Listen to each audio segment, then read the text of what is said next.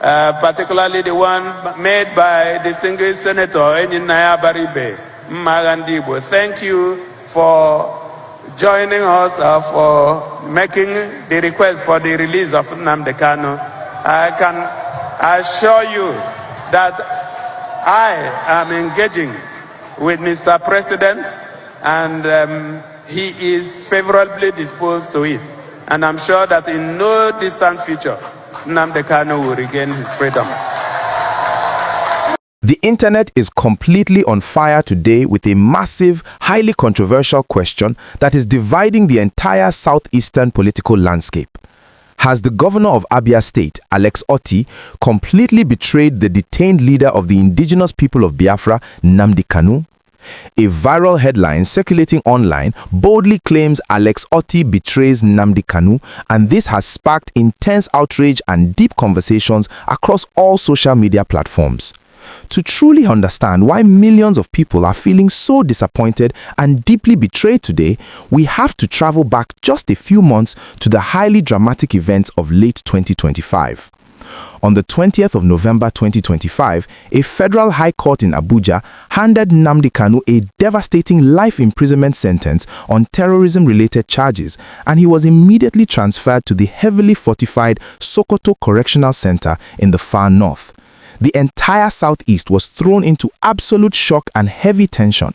But just 10 days later, on November 30th, Governor Alex Otti did something completely unprecedented that brought a massive wave of hope to the people. He became the very first governor to travel all the way to the Sokoto prison to visit Kanu face to face. Accompanied by Kanu's younger brother and state officials, Otti took pictures, smiled with the detained leader, and publicly assured the entire world that an administrative solution was already in motion to secure Kanu's immediate freedom. The momentum from that historic prison visit was absolutely incredible. The people believed that finally a sitting governor was stepping up to the plate to fight for their brother. Just 2 days after visiting the Sokoto prison, Governor Otti took the fight straight to the very top. On December 2nd, 2025, he arrived at the presidential villa in Aso Rock, Abuja, to hold a highly publicized closed-door meeting with President Bola Tinubu. Through his special advisor on media and publicity, Ferdinand Ekioma, Governor Otti boldly declared to the press that Kanu's release was the absolute priority of his administration. He stated very clearly that he had activated an agreed political and diplomatic strategy to resolve the issue, and he even mentioned that the Sultan of Sokoto was fully on board to help facilitate this peaceful resolution. Otti urged Kanu and his millions of supporters to simply remain calm and stay strong because his freedom was practically around the corner. The Abia state government made it seem like the long, painful legal battle was finally coming to an end through high-level executive negotiations. But let us fast forward to today, several months after those massive headline-grabbing promises were made. We are now heading into the middle of 2026, almost 5 full months since that famous Aso Rock visit, and the situation looks completely different. The loud promises of an imminent release have been replaced by a completely deafening silence from the Abia State Government House. Nnamdi Kanu is still locked up inside his heavily guarded cell in Sokoto, continuing his agonizing legal appeals against his life sentence, while Governor Alex Otti seems to have completely moved on with his regular political life. Since that meeting with President Tinubu, the governor has not held any major press conferences to update the public on the so-called agreed strategy. Even more frustrating for Kanu's massive support base is the fact that Otti has completely distanced himself from the ongoing struggles on the ground. When loyal supporters organize peaceful marches and demand justice for the IPOB leader, the governor is nowhere to be found. There is absolutely no public support, no active participation in the movement, and zero political pressure being applied by the state government.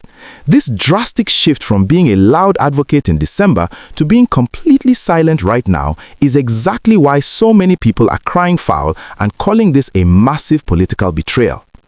As we dig deeper into the actual political calculations happening behind the scenes and try to uncover if this silence is a deliberate strategy or a complete abandonment, I want to quickly pause and ask for your direct support.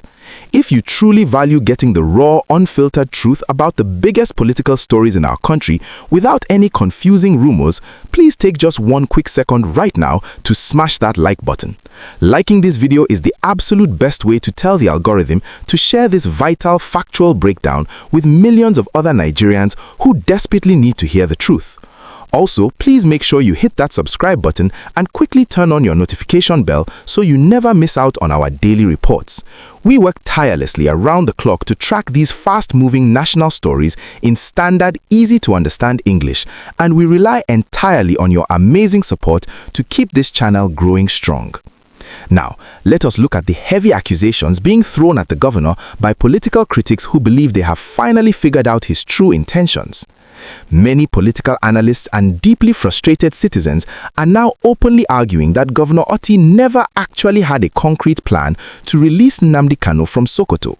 They believe the highly publicized trip to the prison and the subsequent meeting with President Tinubu were nothing more than a brilliantly timed political stunt designed to calm down the explosive anger in the southeast following the life imprisonment verdict.